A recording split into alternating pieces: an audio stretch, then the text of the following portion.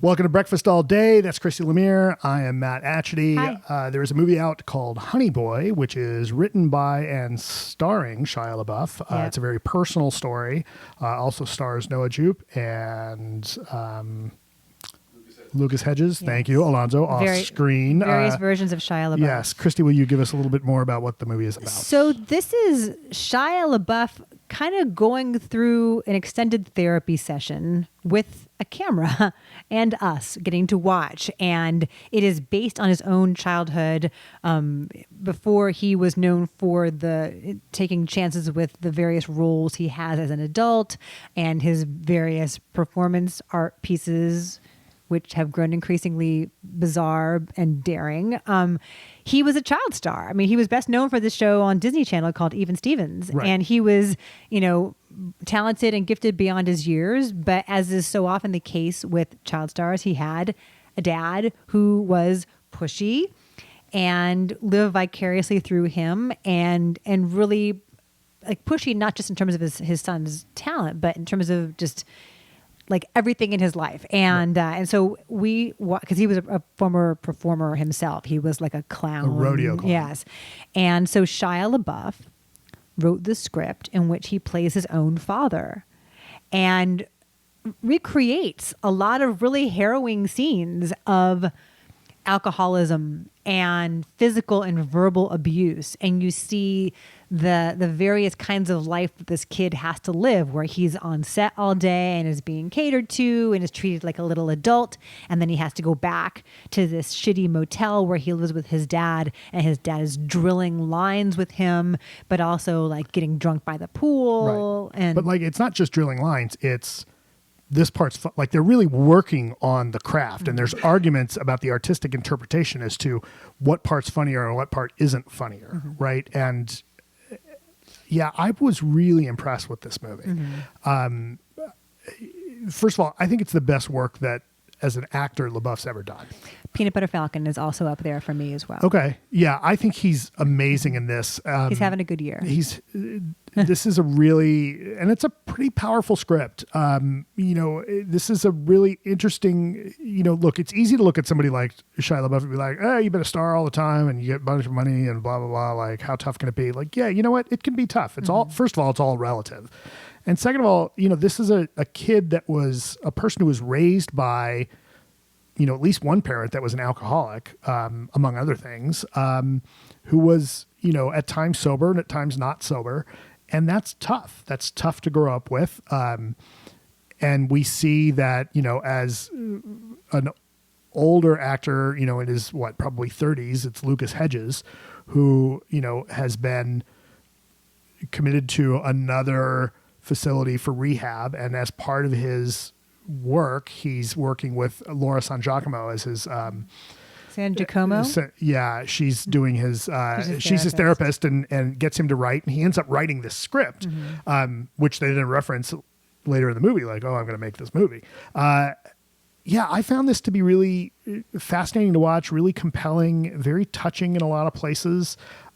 It's very raw. It's some very raw discussions about, especially looking at that relationship between these two people. It doesn't completely villainize his father. I would say far from it. Right. I would say there's actual palpable affection for this man despite it all by the end. And I think that, look, this is, it may sound hokey to say this, like this is a movie level of what seems to be Shia LaBeouf trying to forgive his father, right?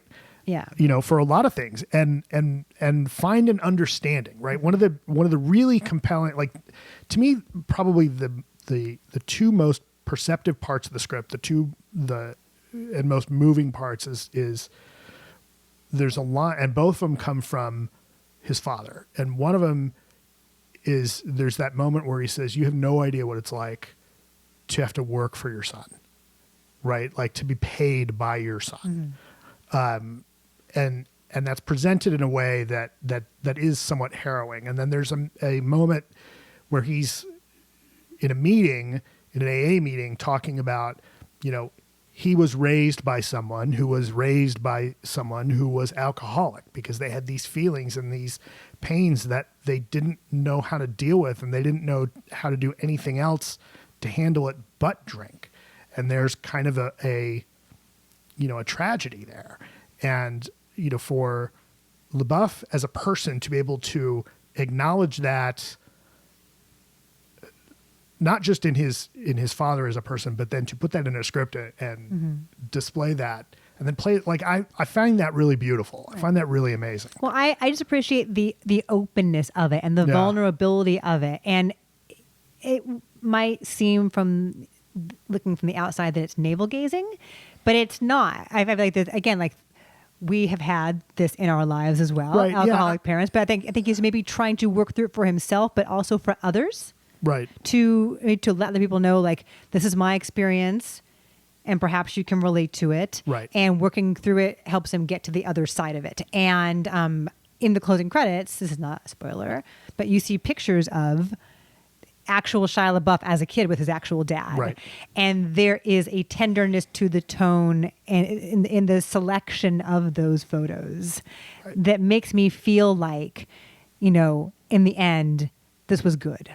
Like, it's not like an angry rant. It's not like a complaint. It's like, this is who I have dearest. Been. No, it's not. No. It's a really good analogy. It's the opposite of that. That's right? a really good analogy. It's almost, maybe not the opposite, but this is someone who's now, granted,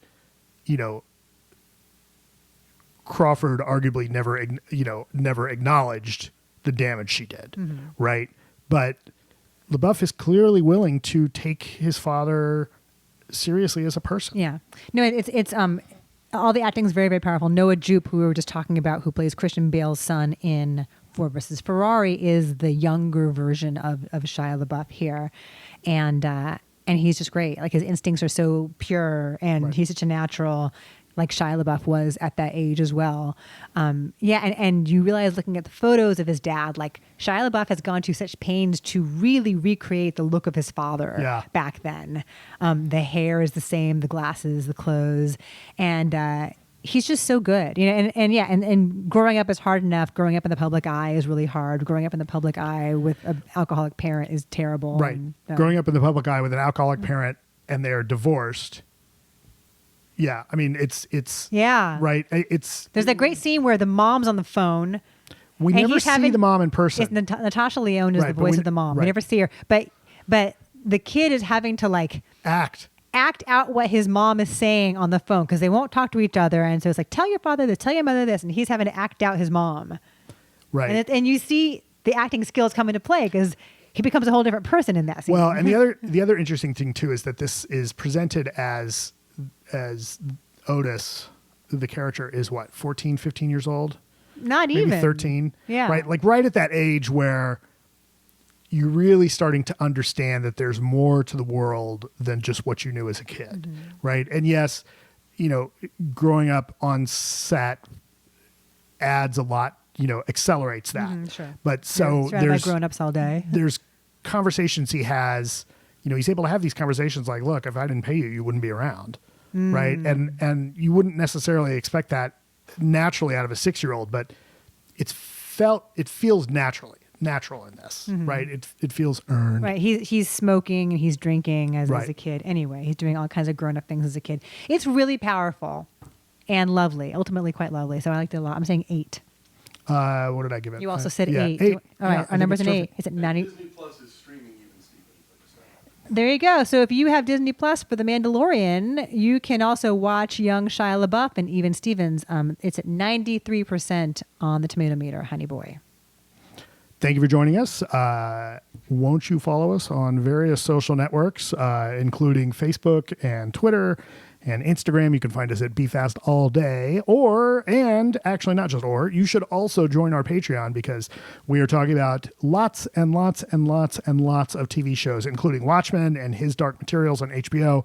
On Apple Plus, we are talking about The Morning Show, and on Disney Plus, we are talking about The Mandalorian. Super exciting. So please, if you join the Patreon, that is content exclusively to Patreon subscribers.